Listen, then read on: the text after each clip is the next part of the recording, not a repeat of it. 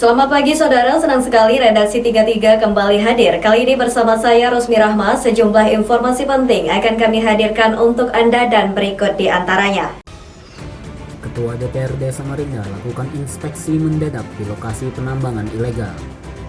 Ormas Kaltim melakukan unjuk rasa tolak RUU HIP di gedung DPRD Kaltim.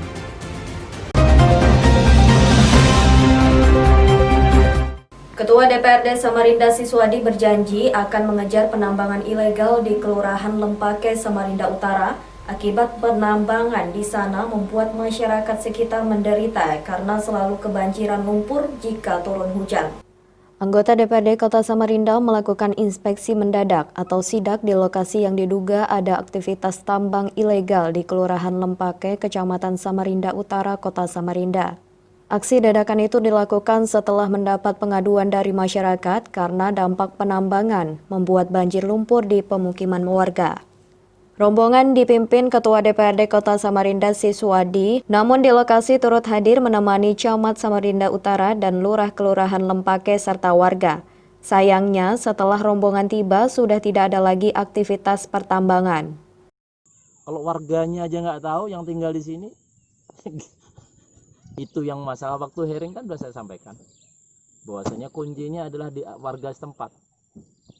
Sepanjang warga setempat tidak diizinkan, nggak ada namanya tambang itu bisa jalan. Nah ini kayaknya juga terpecah. Ada yang pro, ada yang kontra. Nah yang kontra ini yang lapor ke kami. Yang pro, kami mau turun ini sudah. Laporan masuk semuanya sudah. Meski tidak menemukan lagi penambangan ilegal, Siswadi berjanji akan melacak pelakunya. Dia berharap kepada warga untuk tidak ragu menyampaikan laporan jika ditemukan ada pertambangan liar. Kami akan tetap melacak terus siapa oknum-oknum yang melakukan penambangan ilegal di sini tanpa memperhatikan lingkungan, bahkan tanpa memperhatikan masyarakat yang ada di sini. Kami akan kejar terus, kejar tanda kutip. Kami akan mencari informasi terus, dan ini kami akan masalahkan terus. Sementara warga setempat mengatakan gara-gara penambangan batu bara di kawasan itu membuat warga mengalami kebanjiran sampai dengan 1 meter. Sebelumnya ada aktivitas perusahaan tidak pernah mengalami kebanjiran. Banyak rumah tenggelam, SD, halaman masjid, warga kami kurang lebih 50 loh, 1 meter ini dalam rumahnya.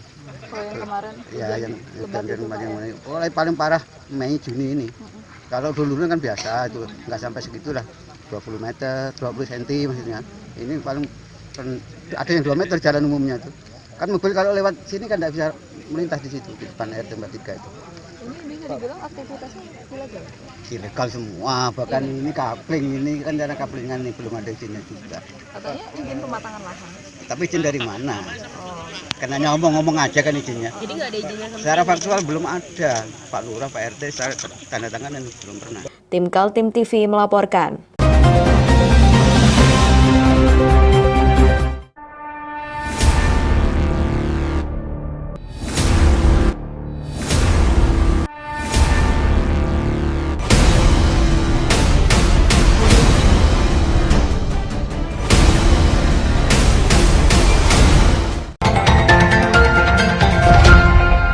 Beberapa ormas Islam di Kalimantan Timur menyampaikan penolakan terhadap rancangan Undang-Undang Haluan Ideologi Pancasila atau yang dikenal dengan nama RUU HIP. Sekitar 1.000 massa berunjuk rasa ke Gedung Wakil Rakyat DPRD Kaltim meminta untuk dibatalkan.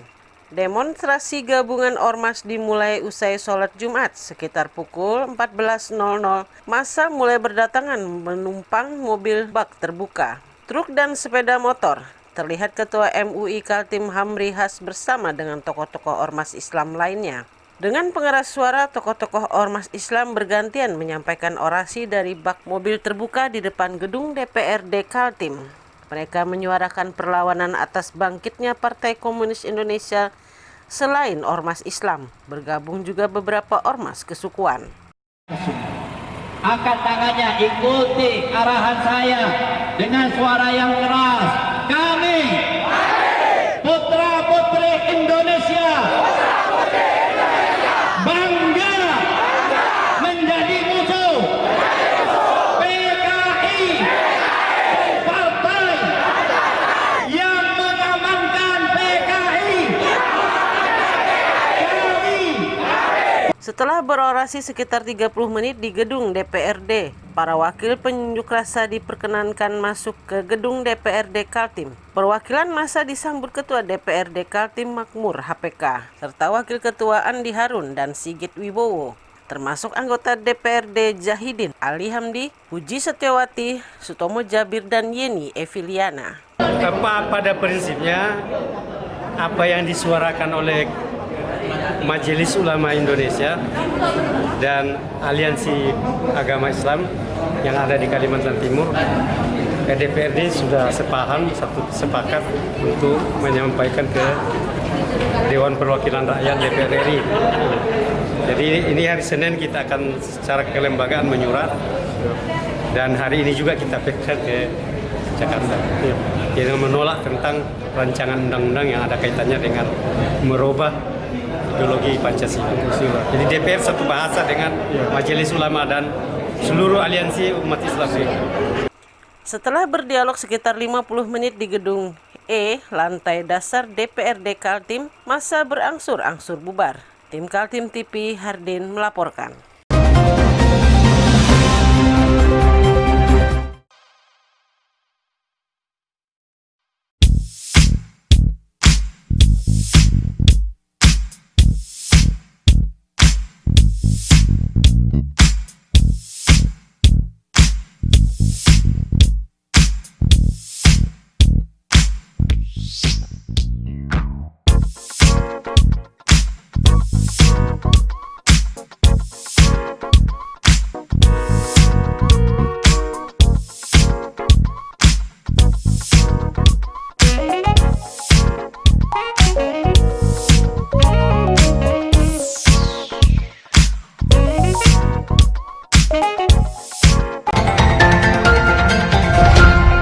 Ratusan warga Balikpapan ngeluruk kantor PDAM Tirta Manggar Balikpapan. Para warga ini menyatakan lonjakan pembayaran tagihan air yang melonjak tinggi.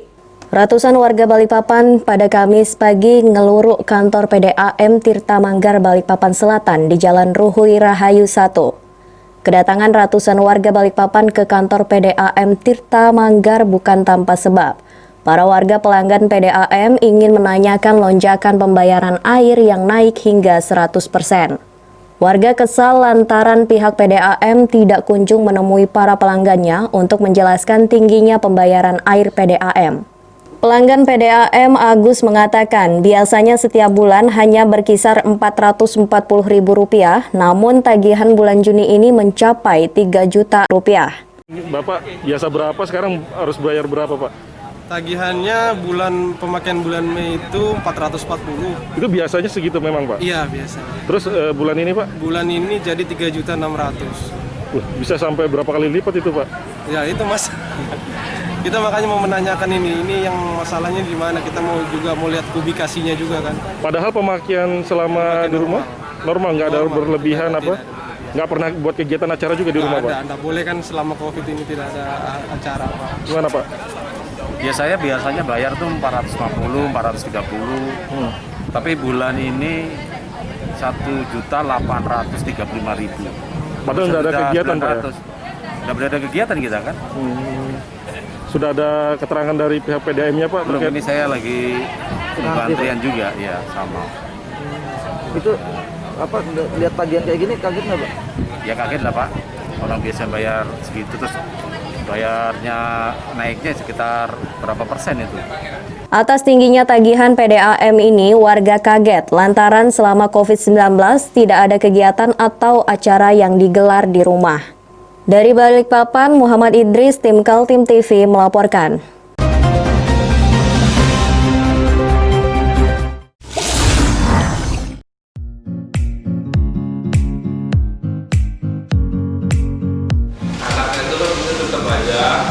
Cara mudah beriklan digital di Kaltim TV.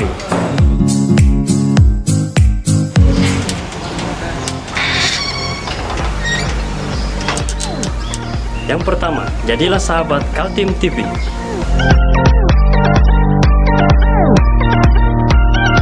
Dengan Rp1 juta, para sahabat mendapat 20 kali tayang di slot berita kamu.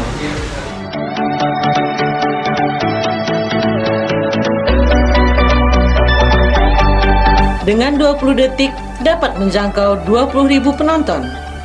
Anda beruntung karena mendapat kesempatan perdana dari kami. Ayo jadilah sahabat Kaltim TV.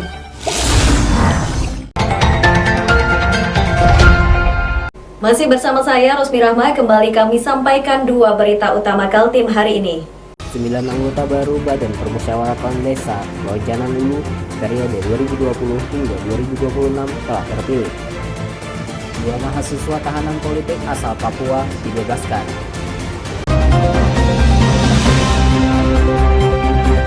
Masyarakat Desa Lojanan Ulu memilih para wakilnya duduk menjadi BPD atau Badan Pemusyawaratan Desa periode 2020 sampai 2026.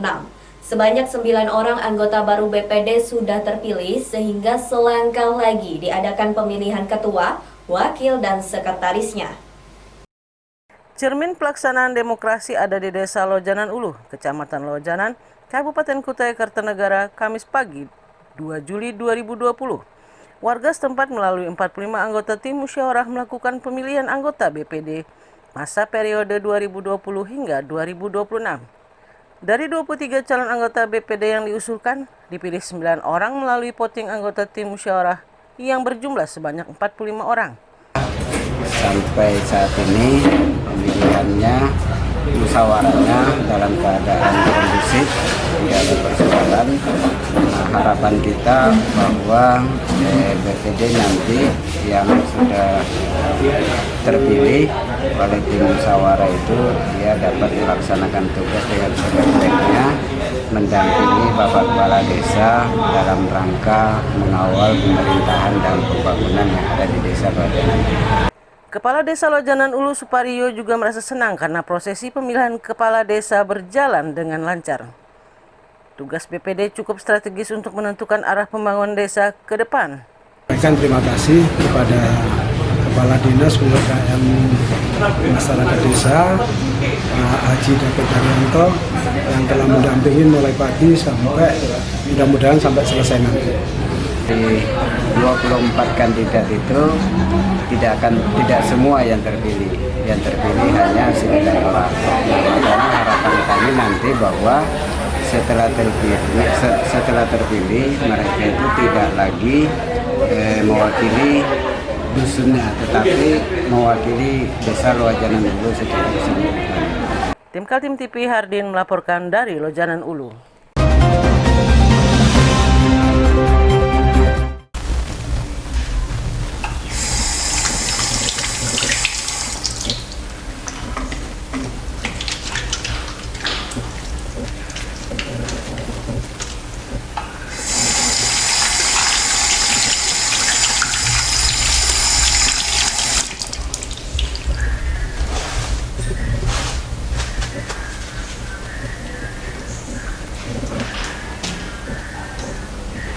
Meskipun di rumah saja, kita tetap selalu menjaga kesehatan, cuci tangan, menggunakan hand sanitizer.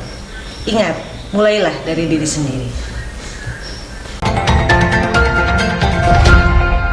2 dari 7 tapol asal Papua pertanggal 2 Juli bebas setelah divonis 10 bulan penjara. Menurut kuasa hukum, tidak ada aktivitas yang akan dilakukan para mantan tapol tersebut. Pasca putusan sidang Pengadilan Negeri Balikpapan pada tanggal 17 Juni 2020, 2 tapol dari ke-7 tapol menghirup udara bebas. Kedua eks-tapol asal Papua ini dijemput langsung oleh kerabat dan tim kuasa hukum di Rutan Balikpapan. Ferry Kombo, aktivis mahasiswa Papua yang divonis 10 bulan penjara bersama rekannya Alexander Gobay, yang juga merupakan aktivis mahasiswa asal Papua yang juga divonis 10 bulan penjara, bebas tanpa syarat. Menurut tim kuasa hukum, pasca bebasnya kedua eks-tapol ini, pihaknya dipastikan kedua tapol ini tidak ada aktivitas terlebih aktivis politik. Berapa lama sudah menjalaninya? Yang dua ini yang bebas si Ferry Kombo dengan Alexander Gobay. Mereka sudah menjalaninya ya karena ini masa vonisnya 10 bulan, berarti mereka sudah sampai saat ini sudah genap 10 bulan. Dalam menjalani sejak masa penahanan di kepolisian maupun menjalani vonis ya. Jadi dari Papua ke Kaltim hingga di rutan ini ya Bang? Iya, mulai dari penahanan pertama di Jayapura, ditambah dengan vonis itu, jadi mereka hari ini bebas. Karena pada saat vonis kemarin mereka sudah menjalani masa penahanan selama 9 bulan 2 minggu. Jadi mereka vonisnya 10 bulan, jadi hanya menjalani 2 minggu saja vonis itu. Sementara kedua tapol menyampaikan rasa syukur atas kebebasan yang mereka peroleh. Intinya kami bersyukur kepada Tuhan karena hari ini kami sudah bebas. Hanya itu saja. Harapannya dengan teman yang lain di dalam masih gimana? Ya harapannya semoga teman-teman yang dari belakang bebas segera juga bisa dibebaskan. Pengadilan Negeri Balikpapan kelas 2 memberikan vonis masing-masing tapol Papua antara 10 bulan dan 11 bulan masa tahanan. Sementara 5 terdakwa lainnya masih menunggu waktu untuk pembebasan mereka. Dari Balikpapan, Muhammad Idris melaporkan.